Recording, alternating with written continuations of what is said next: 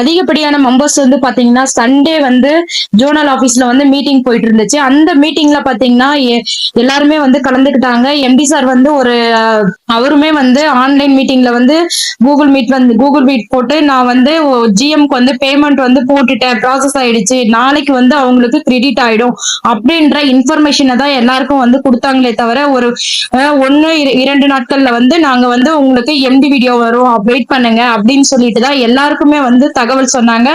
இதே இன்ஃபர்மேஷனை தான் அவங்களுக்கு எல்லாருக்கும் கிடைச்சிருக்கும். சரிங்களா? ஆனா இன்னுமே வந்து 1 நாள் இல்ல 2 நாள் வெயிட் பண்ணிட்டோம். இன்னுமே வந்து யாருக்குமே வந்து பேமெண்டே ரிலீஸ் ஆகலைங்க. சரிங்களா?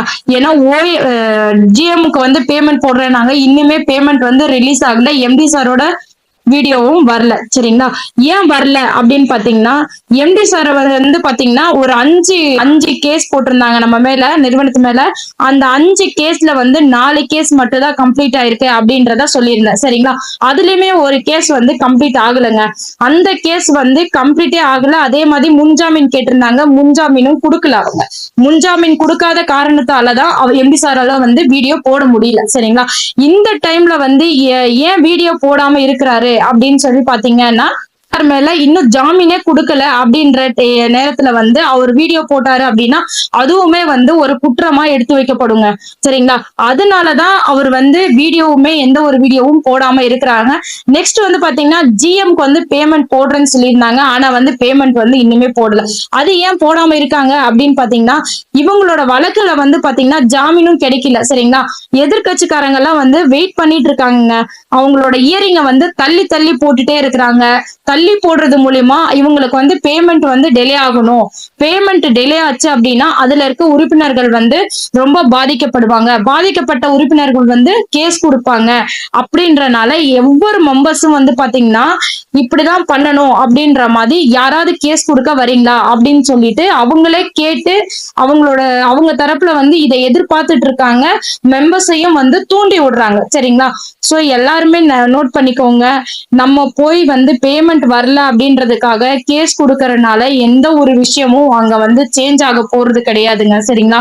நம்மளோட நிறுவனத்துல எல்லாமே வந்து நமக்கு தான் சாதகமா இருக்கு அப்படின்னு சொல்லிட்டு தெரியப்படுது. சரிங்களா? ஏன்னா இந்த இயரிங் வந்து தள்ளி போனதுனாலதான் பே அவுட் வந்து போட முடியல. சரிங்களா? சோ இந்த இயரிங் வந்து தேர்ஸ்டே ஆர் ஃப்ரைடேல வந்து வருது.